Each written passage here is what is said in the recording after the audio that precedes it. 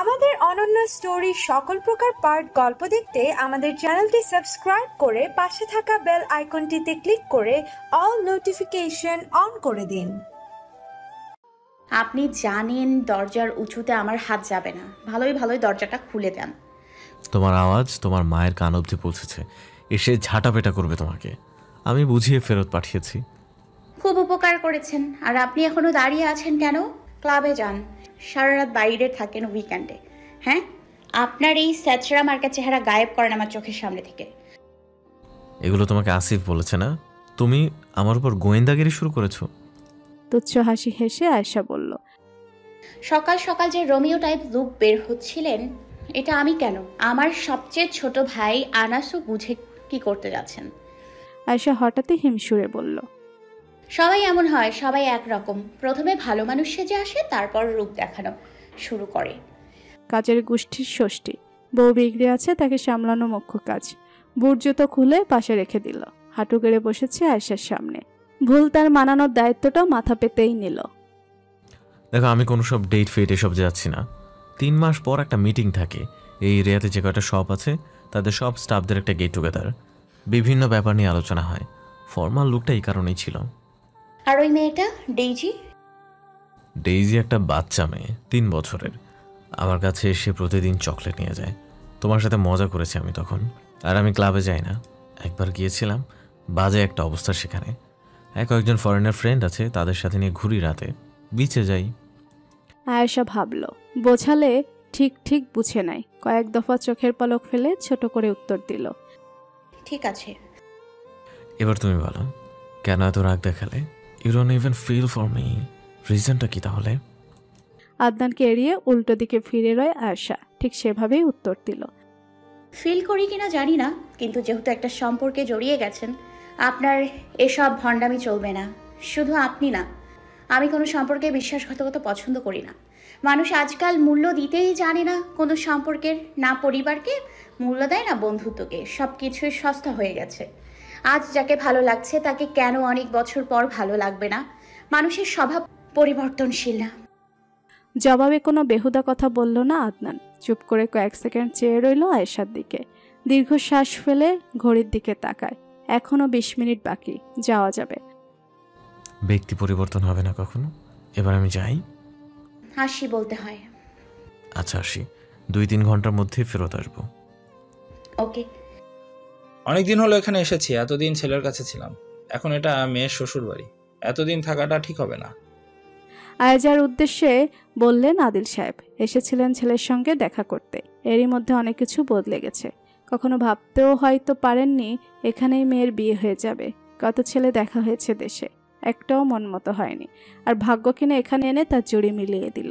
নিয়তির কাছে মানুষের পরিকল্পনা বড্ড তুচ্ছ। আমাদের সাথে একসাথে চলো বাবা। আয়াজ ঠিক বলেছে, এখানেই থাকবেন আপনারা। দরকার পড়লে সারা জীবন থাকবেন এখানে, যতদিন আমি বেঁচে আছি। পেছন থেকে আরও একটি সুর ভেসে আসলো। আদনান ফিরেছে মাত্র, হাতে ফুলের তোড়া। পাশের টেবিলে রেখে আয়াজের পাশে গিয়ে বসে বলল, আমাদের সাথে যাবেন। অনুষ্ঠান শেষে আবার আমাদের সাথেই ফিরে আসবেন। আপনাদের এখানে থাকার যা ব্যবস্থা করতে হয় আমি করব। আতিয়া বেগম বললেন, এটা কি হয় বাবা? দেশে আমাদের সব কিছু। আপনার ছেলে এখানে, মেয়েও এখানেই থাকবে। ছোট জনের পড়ালেখার ব্যবস্থা এখানেই করা যাবে। আপনার সন্তানরাই আপনাদের সব। উত্তরে আদিল সাহেব বললেন, কিন্তু আমাদের বলেছে এটাই অনেক। কিন্তু সব সময় এখানে থাকাটা সম্ভব হচ্ছে না। জানি কষ্ট হবে ছেলে মেয়ে ছাড়া থাকতে। আমরা এসে না হয় ঘুরে যাব কয়েক মাস পর পর। আতিয়া বেগম উঠে রান্নাঘরের দিকে গেলেন। আদনান ফিরেছে, খাবার টাইম। আয়েশার কোনো হদিস নেই। তাকে ফ্রেশ হতে বলে খাবার রেডি করতে গেলেন। ফুলের তোড়াটা হাতে নিয়ে ঘরের দিকে গেল আদনান। আয়েশা আলমারির সামনে দাঁড়িয়ে কিছু একটা করছে। কাছে গিয়ে হঠাৎ বলে ভয় দেখিয়ে দেয় আয়েশাকে। আশা করেছিল ভয় চিৎকার দিয়ে উঠবে, তেমন কিছুই হলো না। বরং মুখে বিরক্তির ছাপ নিয়ে আদনানকে এড়িয়ে গেল। এত কষ্ট করে ভয় দেখানোর জন্য এসে দাঁড়ালাম, তুমি ভয় পেলে না কেন? কারণ আমি সাহসী নারী। তাই বলে পুনরায় এগিয়ে গেল আয়েশার দিকে। নিঃশব্দে পেছনে দাঁড়িয়ে ফুলের তোড়াটা এগিয়ে দিলে ঘাবড়ে ওঠে আয়েশা। আদনানকে নয়, সামান্য ফুল দেখে ভয় পেয়ে গেছে। ভয় পাও নাকি? ভয়ের কথা বাদ দেন। মিটিংয়ে ফুল টুল দেয় নাকি? আরে কি যে বলবো, আমাকে দেখলে সবাই ফুলের মালা নিয়ে দাঁড়িয়ে থাকে। আমার বাবা মাকে বিশাল ক্রেডিট দেওয়া উচিত, এত হ্যান্ডসাম একটা ছেলে জন্ম দিয়েছে। হ্যান্ডসাম না ছাই, নিজের চেহারা দেখেন ভালো মতো আয়নাতে। আচ্ছা ধরো এটা, আমি ফ্রেশ হয়ে আসি। ফুলগুলো হাতে নিয়ে ঘুরিয়ে ফিরিয়ে দেখছে আয়েশা। হোয়াইট এবং পার্পল লিলি রং দুটো ভীষণই পছন্দের তার। কেমন যেন অদ্ভুত এক স্বস্তি আছে এই রং দুটোই, চোখ এবং হৃদয় উভয়কে প্রশান্ত করে। সামনে একটা খালি জোর পড়ে আছে, সেটাই পানি এনে ফুলগুলোকে সাজিয়ে রাখলো। ফুল এবং আয়েশার ব্যক্তিগত সময়ে বাধা হয়ে দাঁড়ায় ফোনটা। বেজে উঠেছে, নাম্বারটা বেশ পরিচিত, দীপক কুমার রায়। আয়েশা হেসে রিসিভ করে ফোনটা। কেমন আছেন দাদা? যার বোন না জানিয়েই বিয়ে শাদী করে ফেলেছে, সে কেমন থাকতে পারে? ফোন নিয়ে বিছানায় বসে পড়ে বলতে লাগলো, আমার জন্য এই পুরো মাসকে ক্ষমা চাওয়ার মাস বানিয়ে ফেলা উচিত। বিয়ে নয়, যেন কত বড় অপরাধ করে ফেলেছি, সবাই জেরা করেই যাচ্ছে। দীপক হেসে বলল, তোকে আমি রিমান্ডে নিব, দাঁড়া। এত বড় কাণ্ড ঘটিয়েছিস কাউকে না জানিয়ে, হ্যাঁ? আবারও তো দেশে, তখন সবাই দাওয়াত পাবে। এবার আপনি বলেন, ভাবি আর ছোট্ট টুনটুনিটা কেমন আছে আমার? সবাই ভালো। আচ্ছা শোন না, হ্যাঁ বলেন। রিহানের বাবা এসেছিল থানায়। রিহানের নামটা শুনে মুখের হাসি বিলীন হয়ে গেল। কেন এবং কিভাবে যেন ঘুরে ফিরে এই নামটা চলে আসে, একদম ভুলে যেতে চায়, যেন রিহান নামের কোনো ব্যক্তির অস্তিত্বই নেই এই পৃথিবীতে। কেন? নিজের ছেলের নামে মামলা দিতে। আশ্চর্য হলো আয়েশা, তৎক্ষণাৎ জিজ্ঞেস করলো, আবার কি করেছে? মিথ্যে বলে বাড়ির দলিলের সই নিয়ে সেটা রতন মিয়ার হাতে তুলে দিয়েছে। ওর বাবার শেষ সম্বলটুকু রাখলো না। আমি আমার লাইফে এত খারাপ মানুষ দেখি নেই। আপনি মামলা দিয়ে দেন। ওর বাবা অনেক কষ্টে সব কিছু করেছে, এমন নিকৃষ্ট সন্তান না থাকাই ভালো। দাদা, আমার ভীষণ চিন্তা হয়। কেন? আমার বিয়ের কথা অবশ্যই রিহানের কান অবধি পৌঁছেছে। দেশে এসে অনুষ্ঠান হবে, সেখানে যদি কোনো ঝামেলা হয়? আমি আছি কি করতে, হ্যাঁ? তুই নিশ্চিন্তে নিজের বিয়ে এনজয় করবি, ওকে আমি দেখে নিব। একটা প্রশ্ন করি। শোবার প্রস্তুতি নিচ্ছে আয়েশা। তাকে থামিয়ে গম্ভীর সুরে প্রশ্ন করলো আদনান। তার প্রশ্নের মাঝে কোথায় যেন এক দ্বিধা। অনেকক্ষণ যাবৎ আশেপাশে ঘুরে বেড়িয়ে অবশেষে জিজ্ঞেস করেই বসে। আয়েশা সম্মতি দিয়ে বলল, বলেন। তখন কার সাথে যেন কথা বলছিলেন? সরি, বাট আমি সবই শুনেছি। ও কেন? রিহানকে নিয়ে কেন এত ভয়? আমি তোমার সাথে ওর কোনো সম্পর্ক ছিল না। আপনার কি মনে হয়? আমার কিছুই মনে হয় না, শুধু এতটুকু বুঝলাম ছেলেটা মোটেও সুবিধার না। আশা আমি ডাউট করছি না, কিন্তু কেন এমন করছে? এমন পরিস্থিতিতে পড়তে হবে সেটা আয়েশা আগে থেকেই জানে। আদনানের প্রশ্ন করা অবাঞ্ছনীয় নয়, সেও দেখেছে রিহানকে হিংস্রতার সীমা ছাড়িয়ে না চিনে না জেনেই আদনানকে আঘাত করেছে। রিহান আমার জীবনের একটা কালো অধ্যায়। সকল যোগাযোগ বিচ্ছিন্ন করার পরেও কিভাবে যেন সব বার করে চলে আসে। আমার দুঃসম্পর্কের কাজিন হয়েও। তাহলে তো চাইলেও একেবারে দূরে সরিয়ে দিয়ে ফেলা যায় না? সেটাই তো সমস্যা। আপনি যা জানতে চান বলেন, আমি উত্তর দিব। আমি সম্পর্কের অনেক সম্মান করি, আপনাকে ধোঁয়াশাতে রাখবো না। তবে ভয় পাই, বিশ্বাস করেন। আমাকে তো পুরোপুরি চেনেন না, বিশ্বাস না করাটাই স্বাভাবিক। পা তুলে আয়েশার কাছে গিয়ে বসলো। আশ্বাস দিয়ে আদনান বলল, তোমাকে যতটুকু চিনি সেটুকু যথেষ্ট। সে দাবি করে আমাকে ছোটবেলা থেকে ভালোবাসে। দুঃসম্পর্কের আত্মীয় হওয়া সত্ত্বেও আমাদের বন্ডিং ভালো ছিল। সেটা আমার তরফ থেকে শুধুই একজন কাজিন হিসেবে। ধীরে ধীরে এক পর্যায়ে এসে সেটা স্বীকারও করে। আমি সেটা কখনো কল্পনাও করতে পারিনি। আমার কখনো কোনো অনুভূতি ছিল না তার প্রতি, এখনও নেই, আছে ঘৃণা। যখন ওর অনুভূতি সম্পর্কে জানতে পারি, আমি ওর সাথে কথা বলা কমিয়ে দিই। ও নানানভাবে আমাকে বোঝানোর চেষ্টা করে, অনেক বছর আমাকে বিভিন্নভাবে কনভিন্স করার চেষ্টা করে। কোনোভাবেই আমার কাছ থেকে কোনো রেসপন্স না পেয়ে উগ্র হয়ে ওঠে। আমার কলেজের সামনে এসে দাঁড়িয়ে থাকতো, কথা বলতে চাইতো, বন্ধুদের দিয়ে আমাকে কল করাতো।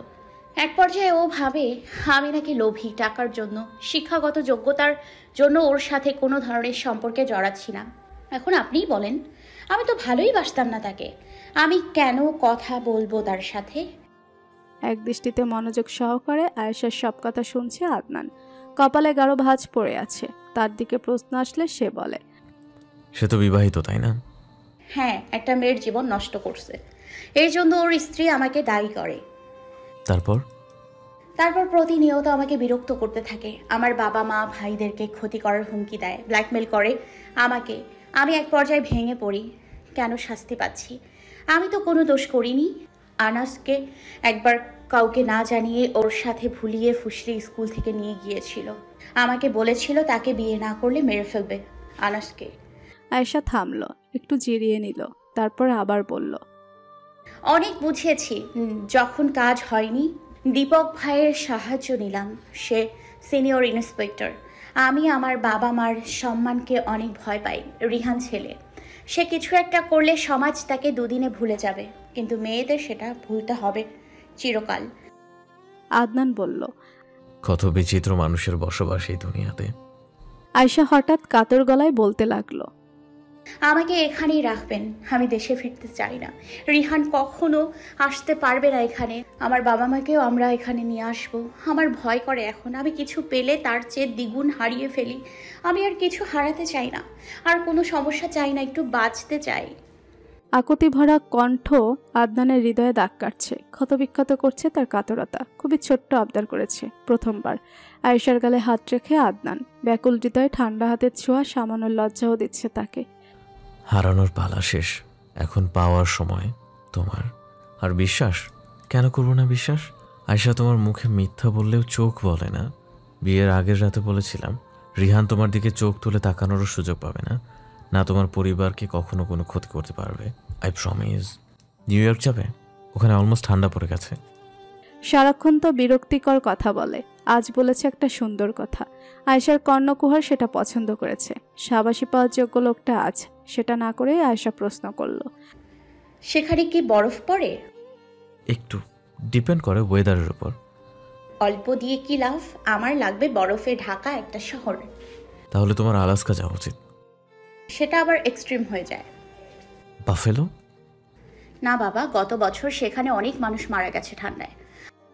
আদনান ভাবলো আয়েশার মতে সে বরফ দেখতে চাচ্ছে, যেখানে বরফ পড়বে কিন্তু ঠান্ডা থাকবে না। এটা কি হয় নাকি? এমন জায়গা নেই।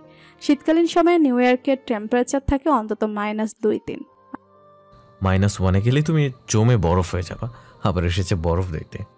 আমি যাব, আমার অনেক শখ। বরফে হাত পা ছড়িয়ে শুয়ে থাকবো। তাহলে ক্রিসমাসের জন্য ওয়েট করো। আদনানের এই কথাটা পছন্দ হলো না। ক্রিসমাস আসতে অনেক দেরি, এরই মাঝে দেশেও যেতে হবে। সব মিলিয়ে এবার বরফ দেখা নাও হতে পারে। সে যেহেতু নিজ থেকে বলেছে, এই সুযোগ হাতছাড়া করার মতন নয়। ড্রিম লাইটের নীলচে আলোয় মুখটা ছোট করে বলল, ক্রিসমাস অনেক দেরি, আমাকে এখন নিয়ে যাবেন? আমি প্রমিস আর কোথাও যেতে চাইবো না, কখনো না। তাহলে আরো আগে নিব না? আয়েশা সামান্য চেঁচানো সুরে বলল, কেন? কোথাও যেতে চাইবে না কেন? অবশ্যই চাইবে। আমি যেতে না চাইলেও জোর করে নিয়ে যাবে। ওকে, জোর করছি, এবার নিয়ে চলেন। বাবা মাকেও নিব। দুষ্টিবুদ্ধি খেলে গেল মাথায়। আয়েশাকে লজ্জা দিলে কেমন হয়। হেসকা টানে নিজের কাছাকাছি এনে বলল, আমাদের হানিমুনে বাবা মা কি করবে? তাদের কি বয়স আছে এসবের? চোখ দুটো রসগোল্লার ন্যায় হয়ে গেছে আয়েশার। জোরে হাত ছাড়িয়ে সোজা হয়ে বসে পড়ে বলে ওঠে, আপনি এত বড় নির্লজ্জ কেন বলেন তো? আর সুযোগ পেলেই ঘেঁষাঘেঁষি করেন। আমার থেকে দূরে থাকতে বলেছি না? তুমি চাও আমি অন্য মেয়েদের সাথে ঘেঁষাঘেঁষি করি? সেটা ভাল লাগবে? রেগে যাচ্ছিল। চোখ বন্ধ করে লম্বা শ্বাস টানে, আবার ছেড়ে দেয়। শুয়ে পড়ে বলল, যা ইচ্ছে করেন। যদি নাক ডেকেছেন আর হাত পা ছুঁড়েছেন, খবর আছে। সেদিনের মতো জড়িয়ে ধরে ঘুমাই, তাহলেই তো আমার নাক ডাকা নড়াচড়া সব বন্ধ। 100 হাত দূরে থাকেন। কথা অমান্য করায় ওস্তাদ যেটা না করা হবে সেটাই বেশি বেশি করবে সে। একটা পৈশাচিক আনন্দ আছে আয়েশাকে জ্বালিয়ে। জানা সত্ত্বেও আয়েশা ছেড়ে দেওয়ার মেয়ে না। অনুমতিবিহীন পেছনে জাপটে ধরেছে। আয়েশা ছাড়ানোর চেষ্টা সফল হলো না। অন্য পন্থা অবলম্বন করেছে। ধারালো নখ দ্বারা আক্রমণ করেছে আদনানের হাতে। আমি কিন্তু একদম ব্যথা পাচ্ছি না। নির্লজ্জ বেহায়া লোক, ছাড়েন আমাকে। বিয়ে করতে না করতেই অধিকার খাটানো শুরু করেছেন।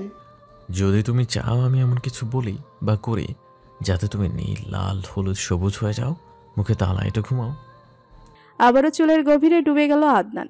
শক্ত মূর্তির মতো হয়ে আছে আয়েশা। সজ্ঞানে এভাবে ঘুমানো যায়? এলোমেলো গরম নিঃশ্বাস চুল ভেদ করে ঘাড়ে এসে পড়ছে। কখনো কোনো পুরুষের এতটা কাছাকাছি যাওয়া হয়নি। আদনানের শ্বাস প্রশ্বাসের সাথে উঠানামা করা বুকের গতি স্পষ্ট অনুভব করছে। হৃদয় শিহরণকে দমিয়ে গুটিসুটি হয়ে রইল চুপচাপ। এক কাত হয়ে কতক্ষণ ঘুমাতে হবে কে জানে। প্রভাতের প্রারম্ভে সূর্য তার জ্যোতি ছড়াচ্ছে চারিদিকে। সেখান থেকেই এক চিলতে আলো কাজভেদ করে এসে হাজির সুস্থির শান্ত ঘরটায়। বাংলাদেশের মতন রৌদ্র উত্তাপ ছড়ায় না এখানে। বাতাবরণে তফাৎ। বৃহৎ এই দেশের এক এক শহর গায়ে ভিন্ন গান, রূপ দেখায় ভিন্নতার। আধুনিকতার ছোঁয়া এখানকার দেয়ালে দেয়ালে। আয়েশা মাথা নড়চড় করলে ঘুমটা ভেঙে আসে আদনানের। ক্ষীণ দৃষ্টি স্পষ্ট হয়ে আসলে বিশ্ব অভিভূত হয়ে ওঠে আদনান। বক্ষের মধ্যিখান দখলদারিত্বে, টি শার্ট খামচে ধরে নিশ্চিন্তে ঘুমিয়ে আছে। পা গুটিয়ে সম্পূর্ণটাই লেপ্তে আছে আদনানের সাথে। সরু ঠোঁটে রস্য হাসি ফুটিয়ে লম্বা নিঃশ্বাস ফেলল। গভীর মননে হারিয়েছে। মস্তিষ্কের সম্পূর্ণতা জুড়ে স্মৃতিচারণ। খুবই স্বল্প সময়ে পরিচয় তাদের। পরিচিতি এত গভীর হয়ে উঠবে কখনো ভেবেছে? একজন অপরিচিত মানুষ জীবনের সবটুকুতে জুড়ে বসবে, তা ছিল কল্পনার বাহিরে। প্রথমে মনে হচ্ছিল বেশ তাড়াহুড়ো করে ফেলছে বোধহয়, কিন্তু আদনান ঠিক ছিল। এই মুহূর্তটা জীবনে চাইতো খুব করে। কাছের একজন মানুষ, আপন মানুষ, যাকে জড়িয়ে অস্থির চিত্তকে প্রশান্ত করা যাবে। সেটা আয়েশাই। আয়েশার কপালে কপাল ঠেকিয়ে স্থির চোখ চেয়ে আছে। চোখের নিচের কালো দাগটা তার মুখমণ্ডলে বড্ড বেমানান। ঘুমোই না হয়তো রাতে ঠিক মতো। আয়েশার ঘুম একদম নষ্ট হতে দিল না।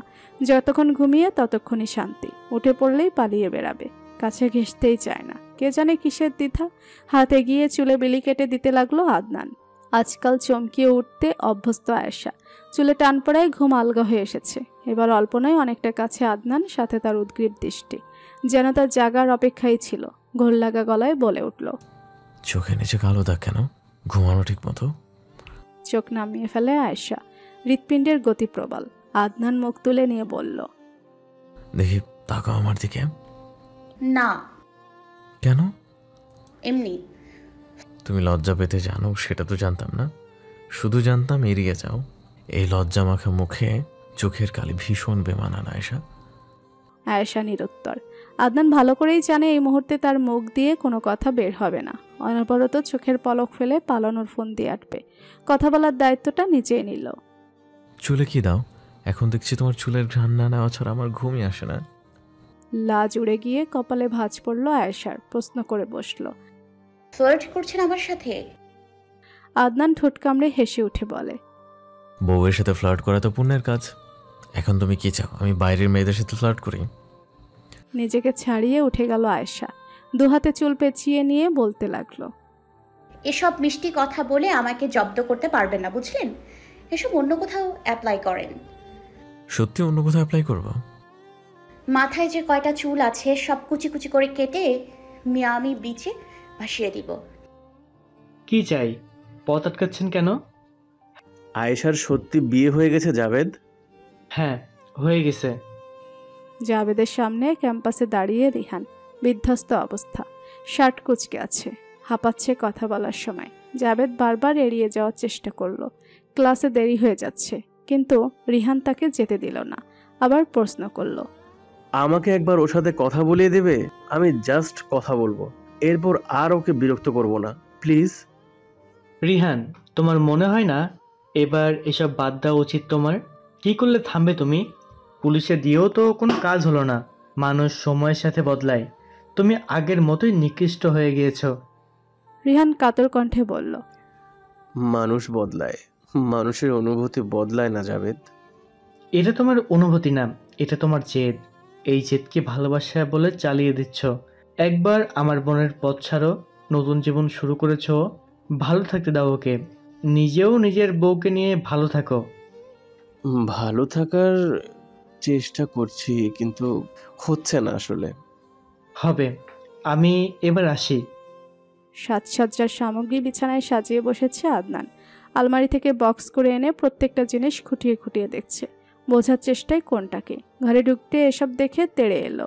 বড় বড় চোখে বিছানায় ছড়িয়ে থাকা জিনিসের দিকে চেয়ে প্রশ্ন করলো, কি এগুলো?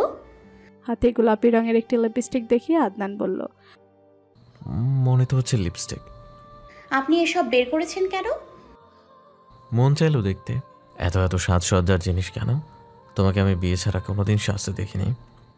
আরও একটা জিনিস দেখিয়ে বলল, এটা কি? নাম পড়তে জানেন না? ফাউন্ডেশন লেখা। কি করে এটা দিয়ে? মুখে দেয়? হ্যাঁ। আচ্ছা, আর এটা? আইলাইনার। মানে কাজল? না, কাজল অন্যটা। তো এর কাজ কি? আদনানের হাত থেকে সব কেড়ে নিয়ে বক্সে রাখতে শুরু করলো। তাকে আশকারা দিলে একের পর এক প্রশ্ন করেই যাবে। কাজ নেই, মেয়ে লোকের সাজসজ্জার জিনিস নিয়ে পড়েছে। আদনানের মুখটা ছোট হয়ে গেল। একটু দেখছিলই তো, সেটাও সইল না। জানার প্রতি আগ্রহ মানুষের বেশি। আলমারিতে বক্সটা রেখে আসলো আয়েশা। সরাসরি চোখ যায় আদনানের ভোঁতা মুখটার দিকে। তর্জনী আঙ্গুল দিয়ে বিছানার চাদরে অদৃশ্য চিত্র আঁকছে। অজান্তেই মুখে হাসি ফুটল আয়েশার। এত বড় একটা লোক এমন ব্যবহার করলে কেমন বোধ হয়? নিতান্তই বাচ্চাদের মতন হাসি আটকে প্রশ্ন করলো, কি মুখ ফুলিয়ে রেখেছেন কেন? তুমি সব সময় আমাকে এড়িয়ে যাও, দু এক বাক্যের বেশি কথা বলো না, পাশে এসে নীরবে কিছু সময়ও কাটাও না। আমি তোমার সাথে ফ্রি হওয়ার চেষ্টা করছি, সেটাও বুঝো না। আদনানের কথায় দৃষ্টিনত করেছে আয়েশা। আদনানের দিকে এগোনো সাহসটা করতেই পারছে না। আদনানের সামনে এসে পা গুটিয়ে বসে পড়ে বলে, আগেই বলেছিলাম আমি মানুষটা বোরিং। তুমি বোরিং না, অনেক জড়তা তোমার মধ্যে। মেনে নিতে পারছো না আমাকে, তাই না? এই যে হুটহাট কাছে চলে আসি, উল্টোপাল্টা কথা বলি। যদি বলো সময় চাই তাহলে সমস্যা নেই আমার, আমি নীরব হয়ে যাব। চোখ তুলে তাকায় আয়েশা। হুট করে মনে হয়ে গেল এক ভয়ের জোয়ার। সত্যি পাগলামো বন্ধ করে দিবে? আদনানের নীরব হয়ে যাওয়ার কথাটি কেন যেন মনে বিচ্ছে। মুখ ফুটে বলেই ফেলল, এভাবে বলে আমাকে গিল্টি ফিল করাচ্ছেন। আমাকে কি অনেক খারাপ লাগে তোমার আয়েশা? কঠিন প্রশ্ন। না বোধক উত্তর বলতে মুখে আটকাচ্ছে, আর হ্যাঁ বলতে হৃদয়। দোটানায় পড়ে মুখ শক্ত করে রাখলো আয়েশা। এই নীরবতাই তার সবচেয়ে বড় হাতিয়ার। Your eyes attract me like heaven. হৃদয়ে ঝংকার তুলতে বাক্যটি এসেছে আয়েশার কাছে। হিম হয়ে এসেছে কায়া। এভাবে কেউ বলেনি কখনো। নিয়ে থাকা গর্দান আরো ঝুঁকে গেছে। সর্বদা আমোদিত এক সত্তার কণ্ঠের ব্যাপক গভীরতা আত্মা কাঁপিয়ে তোলে কখনো কখনো। আবার চুপ হয়ে গেলে? তোমাকে নিয়ে আমি আর পারি না। এভাবে কথা বলেন কেন আপনি? কিভাবে? এই যে কণ্ঠ ভার করে কেমন যেন শোনায়। শব্দ করে হেসে উঠে আদনান। আয়েশার কথার অর্থ বুঝেছে। হাত বাড়িয়ে সামনে চুলগুলো কানের পেছনে গুজে দিল। আড়াল হওয়া মুখটা নয়নের সামনে আবার স্পষ্ট হয়ে ভেসে এসেছে। মন দুর্বল হতে আর কি লাগে। তোমার প্রশংসায় আমার কণ্ঠ আপনা আপনি নত হয়ে যায়। আপনাকে মানায় না এসব। তোমাকেও কিন্তু চুপচাপ মানায় না। অজানা নাম্বার থেকে ফোন আসা নতুন কিছু না। দুবার নাম্বার বদলেও লাভ হয়নি। বিপদ তার পথ খুঁজে ঠিক চলে আসে। আয়েশার ক্ষেত্রে সেটাই হচ্ছে। দুজন মানুষ এক সুন্দর মুহূর্তের সূচনা করছিল। নীরবতা কি কথা বলে? হয়তো বলে। বাক্য আদান প্রদানে নিষেধাজ্ঞা আরোপ করে শব্দহীন কত কথাই না চলছিল। সবকিছুতে পানি ঢেলে দিল এক অপ্রত্যাশিত ফোন কল। হাতে এগিয়ে দেয় আদনান। উদ্দেশ্য একটাই, ফোনটা সেই রিসিভ করবে। আয়েশাও কথা বাড়ালো না, হাতে তুলে দিল তার ফোনটি। হ্যালো আয়েশা। আমি আদনান। আয়েশা কোথায়? আয়েশা নেই, আয়েশার স্বামী আছে। কি বলবে বলো? আমি আয়েশার সাথে একটা মিনিট কথা বলতে চাই। আমি চাই না আমার স্ত্রী আমি ব্যতীত অন্য কোনো পুরুষের সাথে কথা বলুক। তার সমস্ত অ্যাটেনশন আমি চাই। আর যদি অনেক ইম্পর্টেন্ট কোনো কথা থাকে আমাকে বলো। আমি আর আয়েশা এখন আলাদা নই। দিশেহারা এক পথিকের মতন অবস্থা রিহানের। কোনো কুলকিনারা পাচ্ছে না। ক্লান্ত হয়ে পড়েছে সেও। যার নেশায় ছুটেছিল সে তো তার নয়। প্রশ্ন করে বসে আদনানকে, কেন কেন নিয়ে গেলে আয়েশাকে আমার থেকে কেড়ে? কেন? কেড়ে নিয়েছি? ভাই, আমার কথা ভালোভাবে বলছি, শোনো। এরপর আমার কথার ধরন খারাপের থেকেও খারাপ হবে। আয়েশা কোনোদিনও তোমার ছিল না। তোমার জন্ম হওয়ার আগে থেকেই আমার ভাগ্যে লিখিত ছিল। আয়েশাকে নানানভাবে নিজের করে নেওয়ার চেষ্টা করেছো, কিন্তু লাভ কি? আর হ্যাঁ, কোনো লাভ হবেও না কোনোদিন। আমি দিব না হতে। এই সবগুলো কথা যত দ্রুত সম্ভব নিজের ব্রেনে সেট করতে পারবে, that will be better for you. আর যদি ব্রেনে সেট না হয়, আমার আরও উপায় আছে সেট করার। সোজা আঙুলে ঘি না উঠলে আঙুল বাঁকাবো আমি। আমার স্ত্রীকে ফার্দার যেন কোনো ফোন না দেয়া হয়। আদনানের বাক্য যুগলের মধ্যেও বেজায় রুষ্ঠটা। আয়েশা ফ্যাল করে তাকিয়ে রইল তার দিকে। কথার ধাঁচে বোঝা গেল রিহানের বিষয় নিয়ে তাকে ন্যূনতম সন্দেহ করেনি সে। ভেবেই বসেছিল অন্যদের মতো সেও আয়েশাকেই দোষী করবে। প্রশ্ন ছুড়ে দিবে কয়েকশত। দিনের অন্তে সমস্ত দোষ হতো আয়েশার। আজ তেমন কিছুই হয়নি। সব খারাপের মধ্যে এক বিন্দু পরিমাণ ভালো আয়েশার চিত্তকে মোমের মতন বিগলিত করতে শুরু করেছে। ফোন রেখে অন্য মানুষকে আয়েশার পানে তুড়ি বাজায় আদনান। বলে, কেমন ডায়লগ দিলাম? নিজেকে হিরো মনে হচ্ছে? তোমাকে হিরোইন আর রিহানকে ফিলাইন। ফিক করে হেসে ফেলে আয়েশা। সত্য বলেছে। ভিলেনের রোল প্লে করছে রিহান আয়েশার জীবনে। শুধু সাপোর্ট দেওয়ার মতন একজন হিরোর প্রয়োজন ছিল। আদনান পুনরায় বলে ওঠে, I'll never leave you alone, wifey. Ayesha, দ্রুত ওঠো। ঘড়ির কাঁটা ঘুরতে ঘুরতে 4:30 এসে থেমেছে। আধা শিশির অস্পষ্টতা আংশিক কাটিয়ে উঠছে গগন। নভশ্চরেরা অত্যন্ত ধীরগতিতে ত্বরান্বিত। গুমট প্রতিবেশে দমকা হাওয়ায় নড়ে চড়ে উঠছে গাছের পাতাগুলো। সবুজ থেকে আবর্তিত হয়ে বাদামি রং ধারণ করা অনভিলাষে ঝরে গেছে সাফ রাস্তায়। সাদা রঙের মোটা কম্বলে নিজেকে আচ্ছাদিত করে ঘোর তন্দ্রায় আয়েশা। ঘুমের গভীরতা এতটাই তীব্র, কারো কণ্ঠ কান অব্দি পৌঁছালো, মস্তিষ্ক সেটা ধারণ করতে নারাজ। মাথায় এদিক ওদিক নাড়িয়ে নিজের ঘুমকেই বেশি প্রাধান্য দিল। শুনল না কোনো কথা। দফায় দফায় বাহুতে ঝাঁকুনি অনুভব করে চোখ মেলে তাকায়। মুখ ভর্তি বেজায় বিরক্তির ছাপ। দৃষ্টি পরিষ্কার হতেই আদনানকে ঝুঁকে থাকতে দেখল তার সামনে। দুহাতের সাহায্যে তাকে দূরে সরিয়ে ঘুম ঘুম স্বরে বলল, কি সমস্যা? শুধু সমস্যা? সমস্যার 14 গোষ্ঠী এসে দরজায় দাঁড়িয়ে আছে। মানে? আদনান মাথা চুলকে বলল, মানে 6:30 নিউ ইয়র্কের ফ্লাইট। কার ফ্লাইট আর কবে? তোমার আর আমার আজকে 6:30 ফ্লাইট। লাফিয়ে উঠল আয়েশা। এরই মধ্যে আদনানের মাথার সাথে তার মাথার সংঘর্ষ হয়েছে। ব্যথায় কুকড়ে উঠে দুজনই। কপালে হাত রেখে আয়েশা বলল, এটা আপনি আমাকে এখন বলছেন? মিনমিনে সুরে আদনান বলে ওঠে, সরি, ভুলে গিয়েছিলাম। ভুলে গিয়েছেন? ফ্লাইট বুক করে ভুলে গিয়েছেন? হাই, আপনাকে দিয়ে এর চেয়ে বেশি কিছু আশাও করা যায় না। আম সরি, এখন জলদি উঠে প্যাকেট করে ফেলতে হয়। একে ফ্লাইটের 2 ঘন্টা আগে জানিয়ে শখের ঘুম তো উড়িয়ে তাক লাগিয়ে দিয়েছে। তার মাঝে যে প্যাকিং করতে হবে সেটা আয়েশার মাথায়ও আসেনি। প্রথম ধাক্কা সামাল দেওয়ার আগে নতুন আরেকটা এনে জুড়ে দিল আদনান। আমি হেল্প করছি, আসো। আপনার দরদ দেখাতে হবে না, সরেন দেখি। চুপটি মেরে একপাশে দাঁড়িয়ে গুনছে আদনান। গুনে গুনে 20 বারের মতন চোখ পাকিয়ে চেয়েছে আয়েশা। তার সামনে এই মুহূর্তে কথা বলার সাহস এক চিমটিও নেই। ভুল করেছে। আয়েশাকে সারপ্রাইজ দিতে গিয়ে ভুলেই গেছে ফ্লাইট থার্সডে নয় টিউসডে। আয়েশা হাতের কাছে যা পাচ্ছে তাই লাগেজে নিয়ে নিল। হাতের সময় নেই। সাথে আদনানের কাপড়ে একের পর এক লাগেজে পুড়ে নিল। অনেক সময় যাবৎ দাঁড়িয়ে। গোছগাছ মোটামুটি হয়ে গেছে ভেবে একটু বসতে চাইল। সেটা আর ভাগ্যে নেই। আয়েশা ঝাড়ি খেয়ে আবার সাথে সাথে সোজা হয়ে দাঁড়িয়েছে। দাঁড়িয়ে দাঁড়িয়ে আমার মুখ দেখছেন কেন? আপনাকে রেডিও কি আমি করে দিব? যাচ্ছি। ঠিক 30 মিনিট আগে এয়ারপোর্ট এসে পৌঁছাতে পারে একটা ভাগ্যের ব্যাপার। আজ ভাগ্যটা আদনানের ভালো। প্রথমত ফ্লাইট মিস হয়নি। আর ফ্লাইট মিস হলে আশা তাকে কাঁচা চিবিয়ে খেয়ে ফেলতো। সেই ভয়ঙ্কর পরিস্থিতি থেকেও রেহাই পেয়েছে। নিউ ইয়র্কের উদ্দেশ্যে আর 10 মিনিট ফ্লাইট ছেড়ে যাবে। ইংলিশ ভদ্রমহিলা বারে বারে জানিয়ে দিচ্ছেন সেটি। এতক্ষণে আয়েশা শ্বাস ফেলার সময় পেল। এতক্ষণ যে পরিমাণ দৌড়ঝাঁপ করেছে তার এত লম্বা জীবনে আগে কখনো করেছে কিনা সন্দেহ। বিমান উড্ডয়নের ঠিক আগ মুহূর্তে আদনান হাতে গিয়ে দিয়ে বলল, না, এই সরকারি হাতটা খামচে ধরো, রাগও কমবে, আবার ভয় পাবে না। অদ্ভুত রকমের কথায় আয়েশা তীক্ষ্ণ দৃষ্টি ছুড়ে দেয় আদনানের দিকে। আদনান পুনরায় বলে, কি মনে নাই বাংলাদেশে যাওয়ার সময় কি করছিলাম? এখনো হাতে তোমার নখের দাগ আছে। আদনানের ইচ্ছেকে পূর্ণতা দিল। তার ফালতু কথার পরিবর্তে নখ ডাবিয়ে দিয়েছে তার হাতে। ব্যথা অনুভব করছে আদনান। তার মুখে সেটা স্পষ্ট। এক বিন্দু অনুশোচনা হলো না। সে এটারই যোগ্য। অন্য পাশে ঘুরে খুবই নিচু কণ্ঠে আদনান বলে ওঠে, জঙ্গলি বিড়াল। কি বললেন? না, কিছু না। সকাল 9টা নাগাদ নিউ ইয়র্কে এসে পৌঁছেছে আদনান আয়েশা। এয়ারপোর্ট থেকে বেরিয়ে চোখের সামনে ভেসে উঠল উঁচু দালান আর তার থেকে উঁচুতে বিশাল শুভ্র মেঘমালা। ঠান্ডা হাওয়ার সাথে রৌদ্রের সামান্য উষ্ণতা। অনেক শুনেছে নিউ ইয়র্কের কথা। কথায় প্রচলিত আছে, দিস সিটি নেভার স্লিপ। মাথা উঁচু করে আশপাশ দেখতে দেখতেই উবারে উঠে বসলো। হোটেলে যাবে এখান থেকে। আদনান দুটো লাগেজ গাড়িতে তুলে নিয়ে উঠে বসে। 15 মিনিট সময় পার করে 10 তলা বিশিষ্ট হোটেল এসে উঠেছে আদনান আয়েশা। আসতে না আসতেই দেখা হয়ে গেল আদনানের পরিচিত কয়েকজনের সাথে। এর মধ্যে একজন হোটেলের ম্যানেজার, সেও বাঙালি। বাংলা ভাষায় আয়েশার উদ্দেশ্যে বলল, আসসালামু আলাইকুম ভাবি, কেমন আছেন?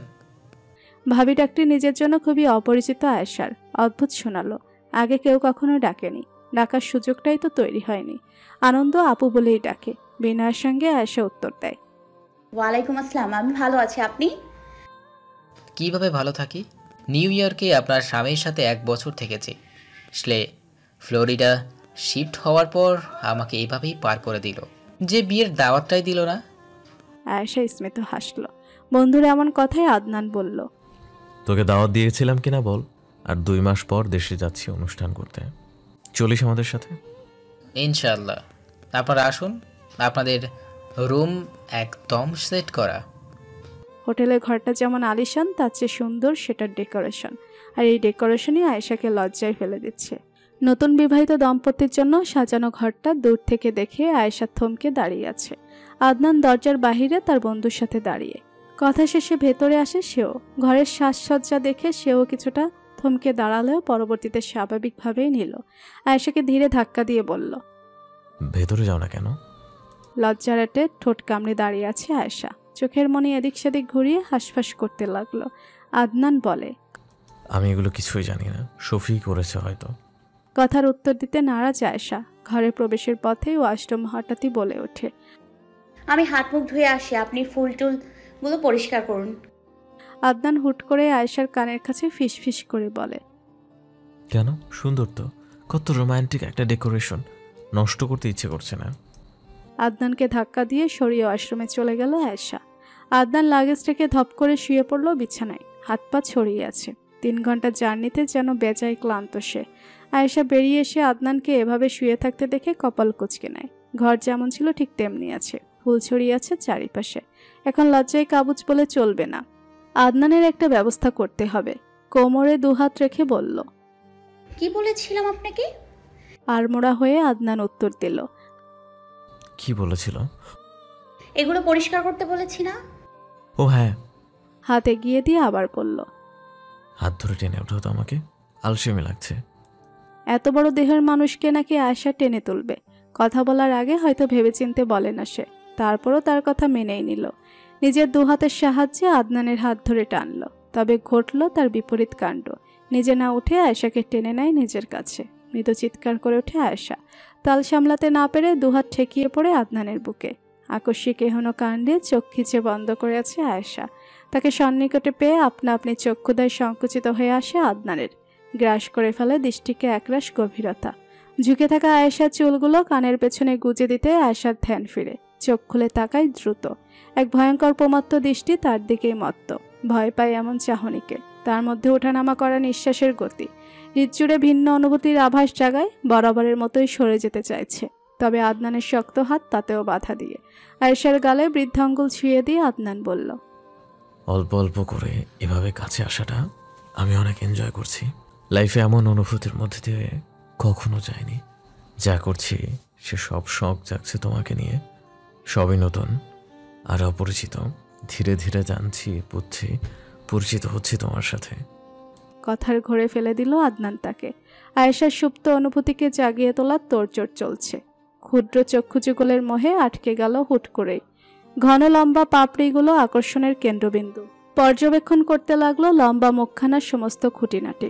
ফর্সা চেহারা জুড়ে কালো দাড়ি শোভা পেয়েছে। ফুটিয়ে তুলছে সৌন্দর্য। দাড়িগুলো বেশি বড়ও নয়, আবার ছোটও নয়। আদনানের মুখে মানানসইভাবেই আছে।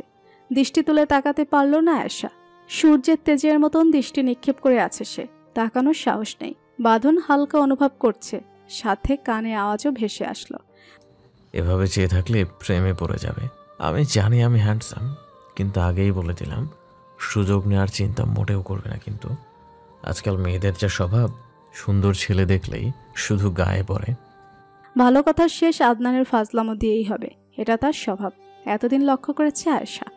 কথোপকথনের শেষে তার ইতর অসভ্য মার্কা কথা ফুল স্টপ বসিয়ে দেয়। বুকে হাত দিয়ে জোরালো আঘাত করে উঠে গেল আয়েশা।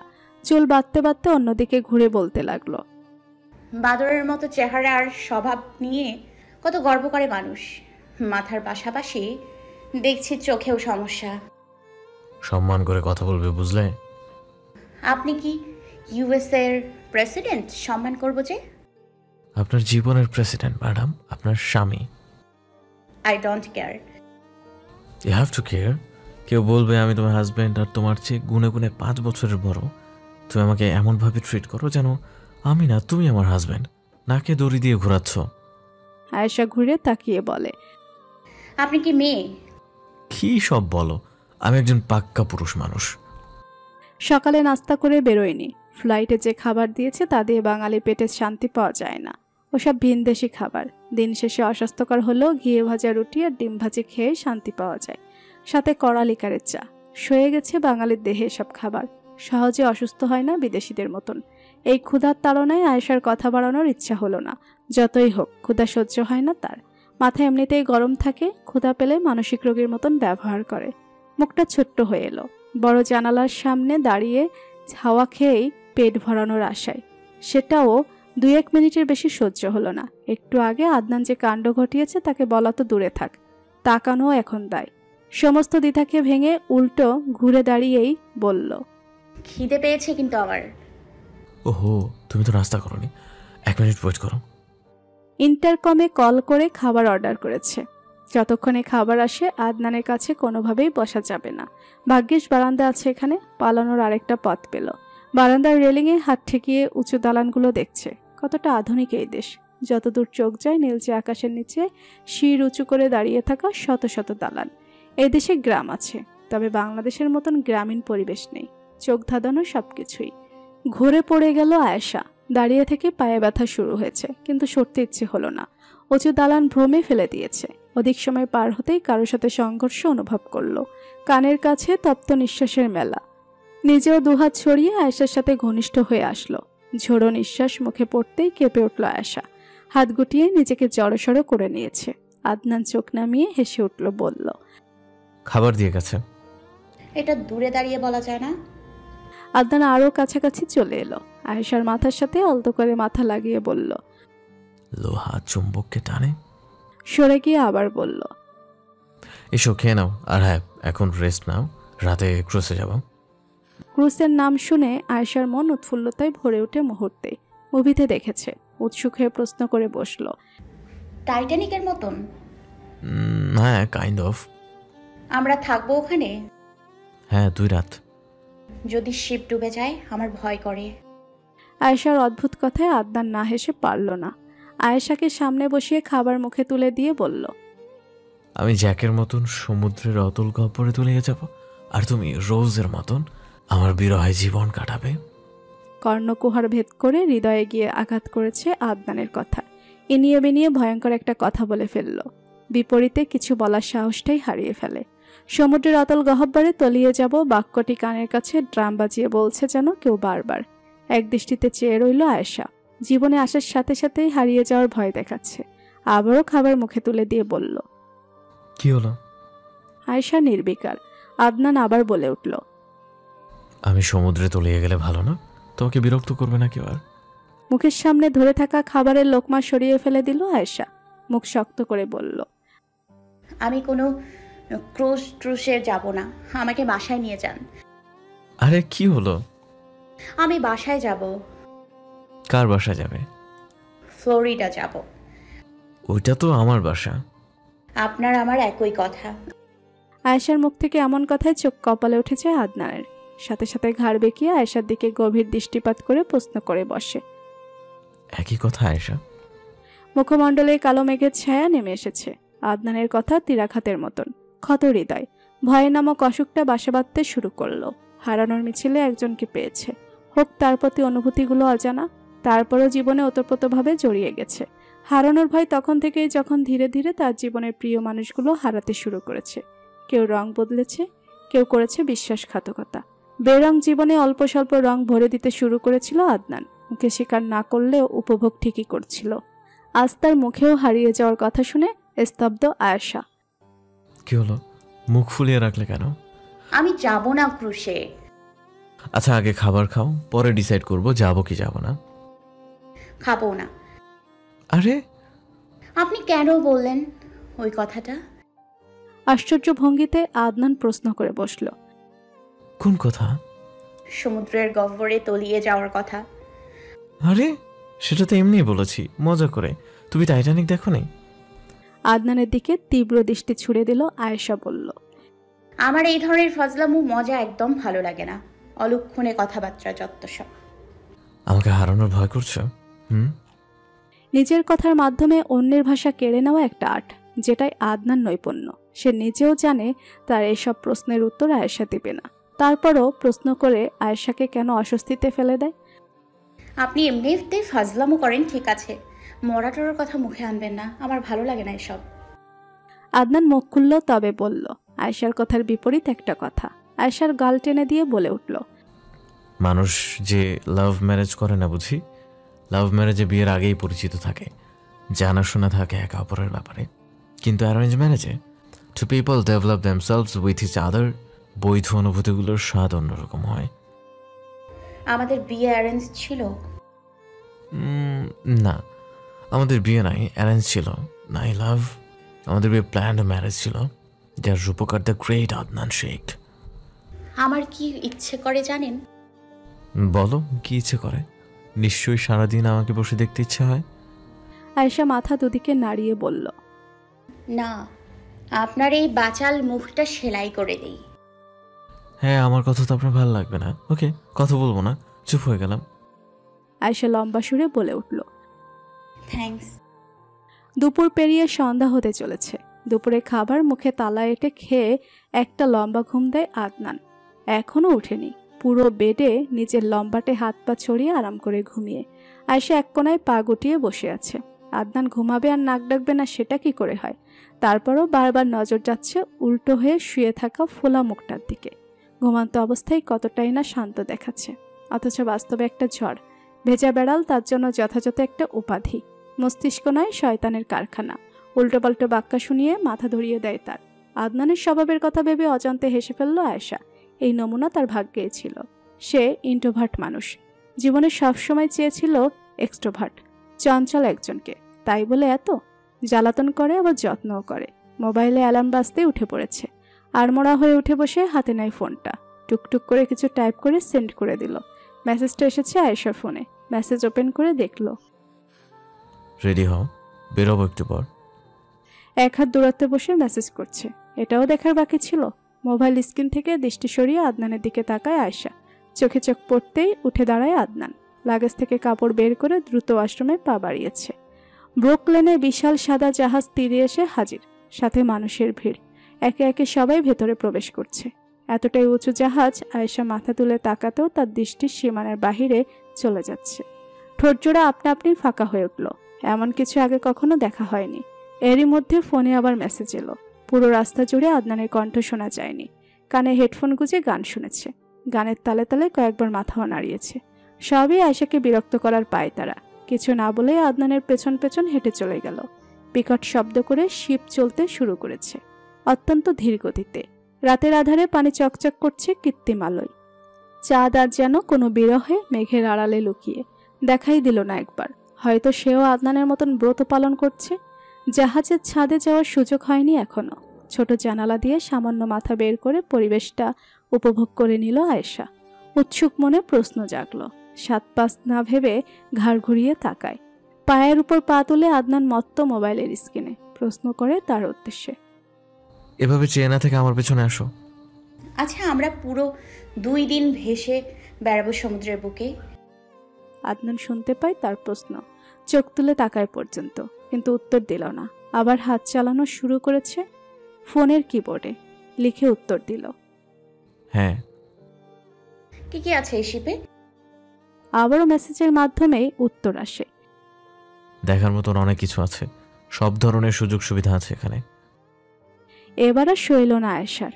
একটানে আদনানের ফোন কেড়ে নেয়। সব নাটের গুঁড়ে এই ফোন। আদনান হকচকিয়ে উঠলে আয়েশা বলল, এই ফোন আমার কাছে থাকবে আর আপনি মুখ দিয়ে কথা বলবেন। আদনান অবাধ্য, মাথা দুদিকে নাড়িয়ে নাবোধক উত্তর দিচ্ছে। এরই মধ্যে তাকে টেস্ট করার জন্য 2-1টা প্রশ্ন করে ফেলেছে। সে যে নাছোড়বান্দা, ঘাড় হেলিয়ে দুলিয়ে উত্তর দিচ্ছে, তবে মুখ দিয়ে কোনো কথাই বের হলো না। আয়েশার রাগ হলেও সে নিজেকে সামলে নিয়ে শীতল কণ্ঠে বলল, এই যে বাচ্চাদের মতো করেন, মানুষ কি বলবে বলেন তো? এবারও বিশেষ কোনো লাভ হলো না। আদনান কথা বলবেই না। আয়েশা পুনরায় বলল, ইচ্ছে করে খুশি দিয়ে আপনার নাকটা ফাটিয়ে দিই। বিনা বাক্যে মাথা এগিয়ে দিল আয়েশার দিকে। উদ্দেশ্য, নাক ফাটাতে চাইলে ফাটাতে পারে। আয়েশা হেসে ফেলল। রাগ করতে ইচ্ছে হচ্ছে না। দিলে দিলে আমার মনোব্রত শেষ করে। কি করেছি? হাসলে কেন? হাসা বারণ? তুমি তো জানো তোমার গালের টোলগুলো আমার ভীষণ পছন্দের। হাসি দিয়ে ফাঁসিয়ে দিলে এভাবেই হেরে যায় পুরুষেরা। আয়েশার ঠোঁটের কোণের হাসি আরো প্রশস্ত হলো। ঘুরে তাকায়, আবার পানের দিকে বলে, আস্ত একটা ফ্লার্ট বার্জ। আচ্ছা শোনো, ঘুমাবে না কিন্তু কেবিনে গিয়ে। গভীর রাতে ছাদে যাব, ততক্ষণে শিপ প্রায় মাঝামাঝি পৌঁছে যাবে, মানুষও কম থাকবে, নিরিবিলি উপভোগ করবো দুজনে। ঘুমাবো না বলে নিজেই নাক ডেকে ঘুম দিয়েছে রাত 12টায়। মুখের কথার কোনো ঠিক নেই। আয়েশাকে জাগিয়ে রেখে নিজেই ঘুমিয়ে গেল। দুপুর থেকে সন্ধ্যা পর্যন্ত ঘুমিয়েও তার পোষায়নি। বিপরীত দিকে আয়েশা, না যেখানে সে জেগেছিল সারাটা দিন, তার ঘুমানোর কথা, অথচ সে আদনানের দিকে চেয়ে তপ্ত নিঃশ্বাস ফেলছে। সিদ্ধান্ত নিলে কুম্ভকর্ণকে ফেলেই যাবে। সে ঘুমোচ্ছে তো কি হয়েছে? আয়েশা একা একা রাতে মাঝ সমুদ্রের দৃশ্য উপভোগ করবে, নয়নজোড়া ঠান্ডা করবে। আদনানকে ফেলেই বাহিরে পা বাড়ালো। তাদের ক্যাবিনটা একদম উপরের তলায়, একটা সিঁড়ি বেয়ে ছাদে যাওয়া যাবে। যেমন চিন্তা তেমন কাজ। বড় বড় কদম ফেলে চলে গেল এখানেও। ভাগ্য তার সহায় হয়েছে, এই পাশটায় কেউ নেই। একদম কোনায় গিয়ে দাঁড়াতেই কেঁপে উঠল। শীতে গরম কাপড় সাথে আনার কথা মাথায় ছিল না। শুয়ে যাবে এই ঠান্ডাও, এই ভেবে ঠায় দাঁড়িয়ে রইল। কি সাহস রে বাবা, ভয়টা বলতে কিছু মনে নাই নাকি? কণ্ঠে ভারী শোনাচ্ছে। গায়ে মোটা জ্যাকেট জড়িয়ে দিয়ে আয়েশার কাঁধে হাত বেঁধে দাঁড়ালো আদনান। বলল, ভয় পাও না? এত সময় ভয় পাচ্ছিলাম না, আপনার আওয়াজ শুনেই ভয় পেয়েছি। গরম কাপড় আনলেন কেন সাথে? বাইরে ঠান্ডা জানো না? ভুলে গেছি। কথার সাথে সরে সরে যেতে চাইছে আয়েশা। যত দূরত্ব বাড়াতে চাইলো আদনান আরো ঘুচিয়ে নিয়েছে। শক্ত করে নিজের সাথে চেপে আছে তার বাহু। গরম কাপড়ের সাথে নিজের স্বামীকেও ফুল করে রুমে ফেলে রেখে এসেছিলে। কপাল কুঁচকে আদনান আবার বলে ওঠে, তুমি দূরে সরে যাচ্ছ কেন? আয়েশা ঘাড় উল্টো করিয়ে বলল, আপনি কাছে আসছেন কেন? চটজলদি আয়েশাকে নিজের দিকে ঘুরিয়ে নিল। শিপের একদম কোণার অংশে দাঁড়িয়ে রেলিংয়ে বলিষ্ঠ হাত দুটো ঠেকিয়ে দূরত্ব ঘুচিয়ে নেয় আর একটু। কপালে কপাল ঠেকিয়ে আটকে দেয় আয়েশাকে। আবেশে চোখ দুটো বুজে নিয়েছে আদনান। শ্বাস প্রশ্বাসের দ্রুত গতি আয়েশাকে ইঙ্গিত দিচ্ছে অনুভূতির এক তীব্র ঝড়ের। ঠোঁটজোড়া প্রসারিত করে বলল, I have that right to come closer. হঠাৎই আয়েশার এক হাত টেনে ঠিক নিজের বুকের বাম পাশটায় রেখেছে। ঘোল লাগানো চোখগুলো খুলে বলে উঠল, হৃৎপিণ্ডের লাগামহীন গতি অনুভব করতে পারছো? আয়েশা মাথা নুইয়ে নেয়, হাতটাও সরিয়ে নিল। ঘনিষ্ঠতা তার হৃদযন্ত্রকেও অস্থিরতায় ভরিয়ে তুলছে। কুকড়ে যাচ্ছে আদনানের কাছে আবদ্ধ থেকে। অবাধ্য চুলগুলো শান্তি দিল না। মুখের সামনে এসে বিরক্ত করেই যাচ্ছে আয়েশাকে। হাতের সাহায্যে সরিয়ে নিতে হলো বারে বারে। না হয় আয়েশার ইচ্ছে ছিল শক্ত কাঠ হয়ে দাঁড়িয়ে থাকবে, নড়চড় বাদ দিয়ে। আয়েশার হাত সরিয়ে নিজেই চুলগুলো কানের পেছনে গুজে দিলাম। বলল, আমি ব্যতীত তোমাকে কেউ বিরক্ত করবে, এটা আমার একদম পছন্দ নয়। আকস্মিক কপালে ঠোঁটের ছোঁয়া পেয়ে মূর্তি বনে গেল আয়েশা। চোখ খিচে বন্ধ নিয়েছে যত দ্রুত সম্ভব। এখনো ঠোঁট জোড়া আয়েশার কপালে ঠেকে। শীতল বাতাসে আয়েশাকে জড়িয়ে ধরে উষ্ণতা ছড়িয়ে দিল তার সর্বাঙ্গে। আমার মনে হয় এই হৃদয়ের তীব্র গতি তোমার জন্য। নিঃশ্বাস আটকে আছে আমার। আমি সমুদ্রের গভীরে না, তোমার মধ্যে হারিয়ে যাচ্ছি আয়েশা। খুব দ্রুত আমার মধ্যে অনুভূতির সঞ্চালন হচ্ছে। নিজেও সামলে উঠতে পারছি না এই অনুভূতির বেগ। আমি বোধহয় পুরোটাই তোমার হয়ে গেছি। গলা কাঁপছে আদনানের। তার দুষ্টমি ভরা কথা শুনেছে, গভীর কণ্ঠ শুনেছে। কখনো এক বন্ধু গলা কাঁপেনি। আজ গলার স্বর একরাশ ব্যাকুলতা, স্বীকারোক্তি, যা আয়েশার হৃৎপিণ্ডের ওঠানামার গতিও প্রবল বেগে বাড়িয়ে তুলেছে। নির্বিকার হয়ে দাঁড়িয়ে রইল আয়েশা। এই যে অস্থিরতা, এর পরিচয় কি? আদনান সামান্য কাছাকাছি এলেই হৃদয়ে শিহরণ জাগে। এর নাম পরিচয় খুঁজে পাচ্ছে না। হয়তো জেনেও না জানার ভান করে আছে। নিজের মধ্যেই লুকিয়ে রাখা আবেগ প্রকাশের ব্যর্থতায় পড়ে আছে হৃদয়ের এক কোণে। মাথা তুলতে ইচ্ছে হলো না। অন্য সময় হলে হয়তো সরে যেত। আজ আদনানের উষ্ণতায় লেপ্টে থাকতে ইচ্ছে হচ্ছে। লম্বা শ্বাস টেনে দাঁড়িয়ে রইল। আধ ঘন্টা পেরিয়ে গেছে।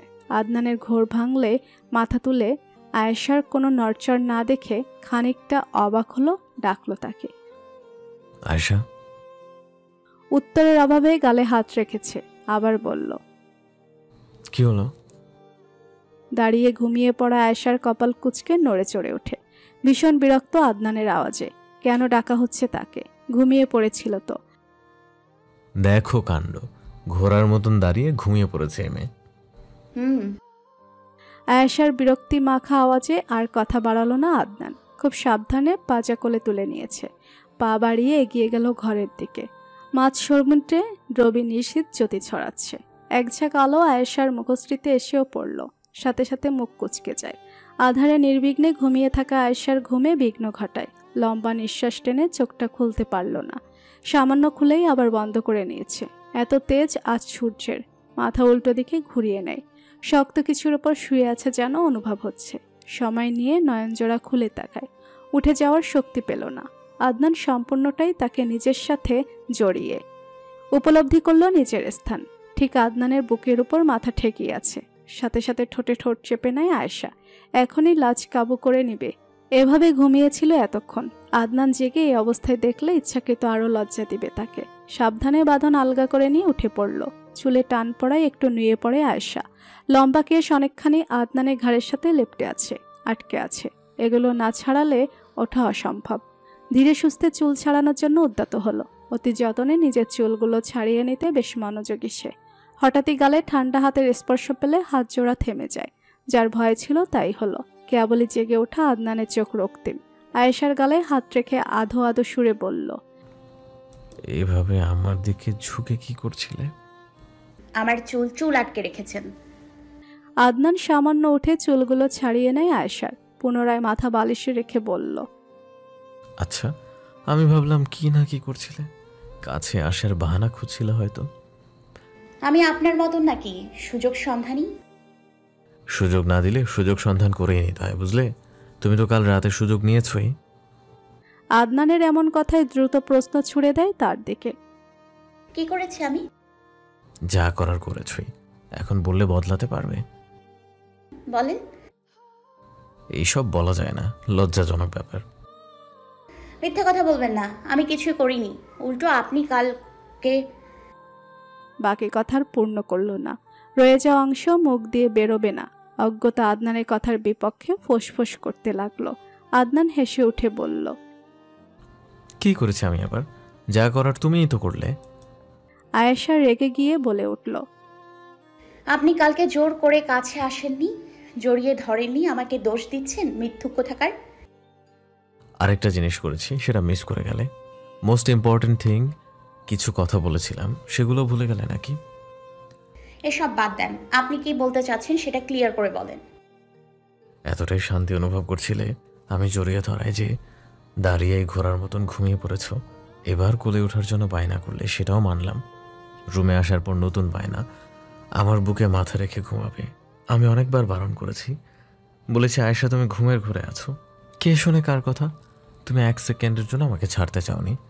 ঘটনা আরও দূর আগানোর আগে আমি তোমার মাথায় হাত বলিয়ে ঘুম পাড়িয়ে দিয়েছি। না হয় কাল। আদনানের অনর্গল লজ্জাজনিত কথায় কান দিয়ে ধোয়া বের হবার উপক্রম। কথা পূর্ণ হতে না দিয়ে চেঁচিয়ে ওঠে আয়েশা, চুপ, একদম চুপ। ফালতু লোক, কি সুন্দর মিথ্যে কথা বলে যাচ্ছেন। আমি সত্যি বলছি। বিশ্বাস করি না। আদনান উঠে এগিয়ে আসলে দ্রুত সরে যায় আয়েশা। অঘটনও ঘটেছে ইতিমধ্যে। দেয়ালে জোরে সোরে বাড়ি লেগেছে। আয়েশা আর্তনাদ করে উঠলে ঘাবড়ে গেল আদনান। কাছে এসে কপালে হাত রেখে বিচলিত কণ্ঠে বলল, বেশি লেগেছে দেখি। সব দোষ আপনার। আচ্ছা সরি। আইসক্রিম লাগবে? আনবো? লাগবে না। আদনান আয়েশার মাথা ঘষতে ঘষতে বলল, কি লাগবে আয়েশা? নিজের প্রতি গাফলতি করবে না। আপনি আছেন না। প্রথমে আয়েশার কথা কর্ণপাত হলেও বিশেষ খেয়াল করেনি। মস্তিষ্ক যখন বাক্যটি সম্পূর্ণ ধারণ করে নিল, ঠিক তখনই হাত থেমে যায়। জিজ্ঞাসু দৃষ্টি ছুড়ে দেয় আয়েশার দিকে।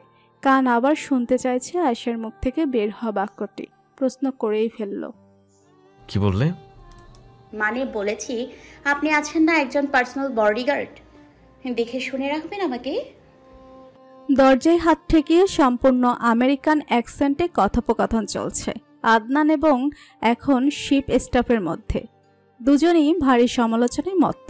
ম্যাগাজিন থেকে দৃষ্টি সরিয়ে অনেকক্ষণ যাবতই আয়েশা তাদের দিকে চেয়ে সামান্য একটা কথাকে কতদূর টানল।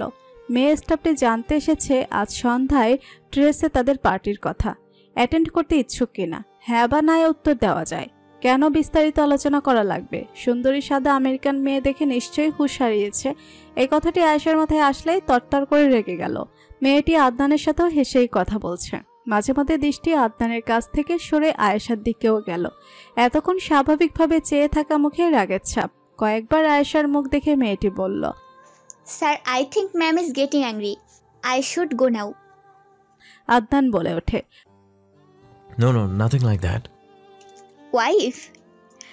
She is my sister. Oh okay sir, take care. দরজা বন্ধ করে পিছনে ঘুরে তাকাতে এক ভয়ঙ্কর মুখে দেখা পেল। বুকে হাত বেঁধে পলকহীন দৃষ্টিতে চেয়ে আছে, রক্তচক্ষু হয়ে। সুযোগ পেলেই বাঘের মতন আক্রমণ করবে। খাবলে খেয়ে ফেলা চান্সও আছে। উচ্চস্বরে বলল, অ্যাম আই ইয়োর সিস্টার? না না, মানে আমি তো ফাইজলামি করেছি। কয়েক দফা আদনানের সামনে তুড়ি বাজিয়ে আয়েশা বলল, বের হন আপনি রুম থেকে। কি? রুম থেকে বের হন, ওই মেয়ের কাছে যান। আর কি যেন বলেছিল সে? পার্টি? কাপলদের জন্য অবশ্যই। আজ আপনি আর ওই মেয়ে একসাথে পার্টিতে যাবেন। সত্যি বলছো তো? শাস্ত্রা ক্যারেক্টারলেস লোক।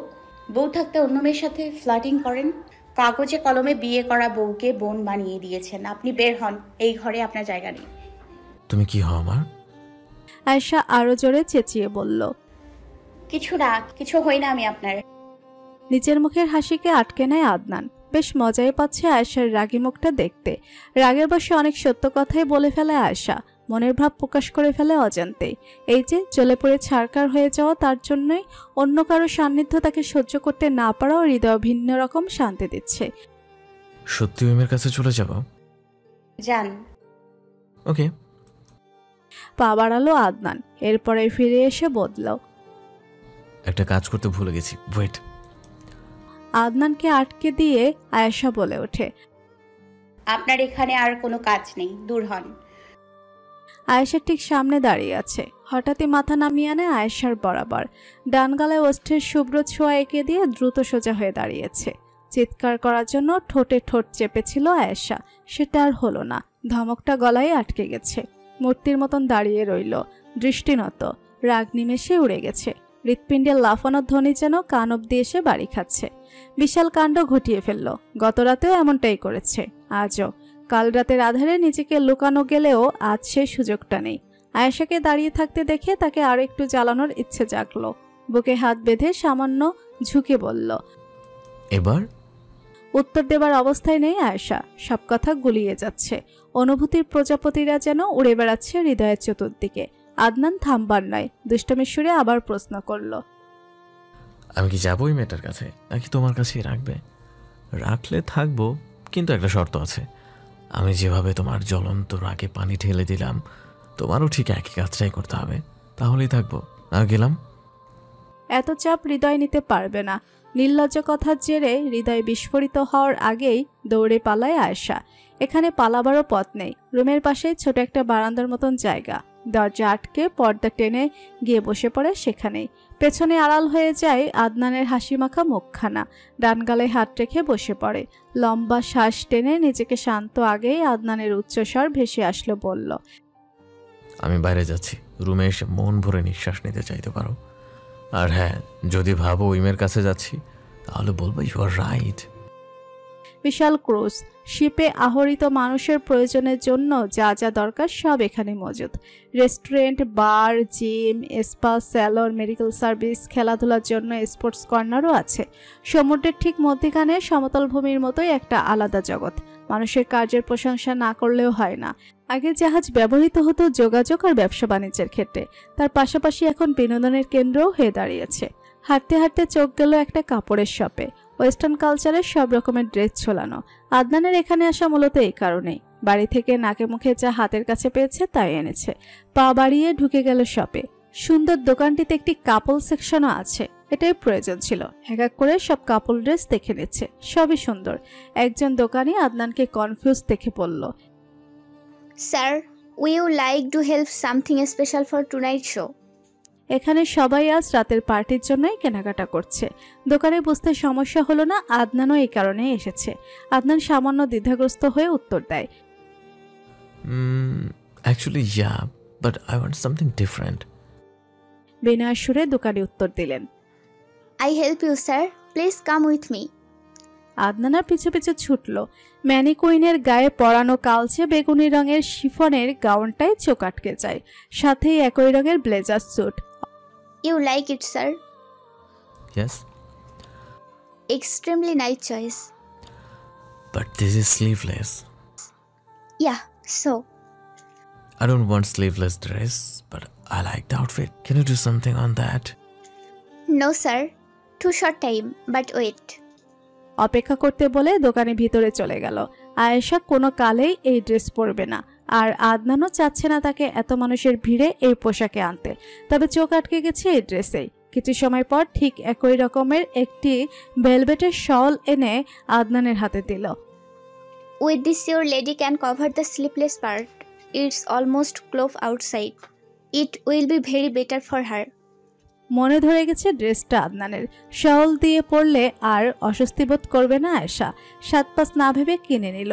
দোকানি তার কাজ খুব ভালো জানেন। ড্রেসের সাথে একটা হোয়াইট নেকলেসও দেখান। আয়েশাকে বিয়ের পর কিছুই দেওয়া হয়নি, তাই ভেবে নেকলেসটিও কিনে নেয়। একজন স্টাফের সাহায্যে রুম অবধি এসেছে। দরজায় নক করতে আয়েশা খুলল বলে উঠল, কোথায় ছিলেন? ওই মেয়েটার সাথে। মজা করবেন না, ফোনটাও ফেলে রেখে গেছেন। আমার বউয়ের আমার জন্য চিন্তা হচ্ছিল বুঝি। আয়েশা দরজা থেকে সরে ঘরে চলে গেল। পাশে দাঁড়ানো লোক থেকে ব্যাগগুলো নিয়ে তাকে টিপ দিয়ে বিদায় করে দিল। ব্যাগগুলো বিছানায় এনে রাখে। আশা করেছিল আয়েশা প্রশ্ন করবে, কিন্তু করেনি। মাথা নামিয়ে বসে আছে। একটু পর পর ঝুঁকে থাকা চুলগুলো সরিয়ে নিচ্ছে। এখনো হয়তো লজ্জার পালা শেষ হয়নি তার। দুটো ব্যাগ এগিয়ে দিয়ে বলল, নাও। এগুলো কি? রাতের পার্টির জন্য এসেছি। অবাক সুরে আয়েশা প্রশ্ন করল, কোথায় পেলেন এগুলো? চুরি করেছি। আবার? কিনে আনলাম। কোথা থেকে নিয়েছেন? এই মাঝ সমুদ্রের শপিং মল পেলেন কোথায়? নিজের ব্লেজার স্যুট বের করতে মনোযোগী আদনান সেখানে চেয়েই বলল, সারাদিন রুমে পড়ে থাকলে হবে? এই শিপে যে একটা আস্ত শহর আছে সেটা জানো? সব আছে এখানে। আয়েশা হাত বাড়িয়ে ব্যাগটা নিজের দিকে এগিয়ে নেয়। খুলে দেখতে লাগলো। ব্যাগ থেকে বেরিয়ে আসলো একটা লম্বাটে গাউন। রংটা অনেক সুন্দর। কাপড়ে হাত দিতে আরাম অনুভব করে। তুলতুলে নরম কাপড়। অজান্তেই মুখে হাসি ফুটলো। আরও একটি ব্যাগ বাকি। ছোট ব্যাগটি খুলতেই দেখলো একটি সুন্দর সাদা স্টোনের নেকলেস। এটাও ভীষণ মনে ধরেছে আয়েশার। এই গাউন আর নেকলেস একসাথে ভালো মানাবে। আদনানের দিকে আর চোখে চেয়ে স্মিত হেসে বলল, এগুলো কি পাপের প্রায়শ্চিত্ত ছিল? কি? এই যে আমাকে জ্বালান, বিরক্ত করেন, গিফট দিয়ে কি এসব পাপের প্রায়শ্চিত্ত করছেন কিনা সেটাই জিজ্ঞেস করলাম। জি না, আপনাকে আমি আজীবন বিরক্ত করে যাব। এসব রাতের পার্টির জন্য তাড়াহুড়োয় কাপড় আনাই হয়নি কোনো। ড্রেসটা ট্রাই করে দেখো। বিনা বাক্যে উঠে ওয়াশরুমে চলে গেল। ড্রেস পরে দেখবে। আদনান চেয়ে আছে উৎসুক আয়েশার যাওয়ার পানে। মেয়েটা এই ভালো এই খারাপ বোঝা বড্ড মুশকিল। কিছু সময় পর বেরিয়ে আসলো আয়েশা। যতটা হাসি মাখা মুখ নিয়ে গিয়েছিল তার চেয়ে দ্বিগুণ বিরক্তি নিয়ে বেরিয়ে এসেছে। এসে আদনানের হাতে গাউনটি দিয়ে বলল,